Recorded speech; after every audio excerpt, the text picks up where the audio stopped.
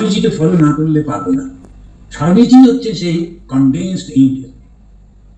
Professor max মুলার একবার রবীন্দ্রনাথের কাছে ভারতবর্ষ সম্পর্কে জানতে চেয়েছিল। এই কবি তাকে বলেছিলেন, if you like to know India, read Vivekananda. In him everything is positive and nothing negative. এই ভারতবর্ষকে যদি জানতে হয় তাহলে একমাত্র বিবেকানন্দকে বুঝতে হবে, বিবেকানন্দকে জানতে হবে, কেননা তার মধ্যেই রয়েছে সেই গুণটি যেখানে কোনো নেগেটিভ নেই, সমস্ত কিছু পজিটিভ। এই বিবেকানন্দের পরে আগে বলবার আগে একটা দেখি, কিন্তু আমরা আমাদেরই কথা বলছি, বিবেকানন্দ বলছেন, রবীন্দ্রনাথ বলছেন, অন্যরা কি বলছেন? যীশু খ্রিস্টের জন্মে 400 বছর আগে গ্রিক পণ্ডিত মেগাস্থেনিস তিনি মৌর্য রাজ্যে এসেছিলেন, পাটলিপুত্রে, যেটা এখন পাটনা। তার লেখায় ভারতের যে ছবি দেখি, এক কথায় অসাধারণ।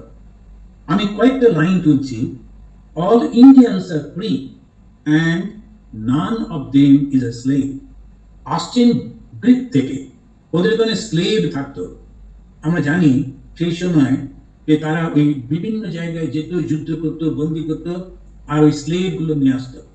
সেই দেশ থেকে যখন ভারতবর্ষে বেড়াতে এলেন, তখন দেখলেন রাজা, পণ্ডিত, সাধারণ মানুষ সবাই কত ফ্রি, কত খোলামেলা।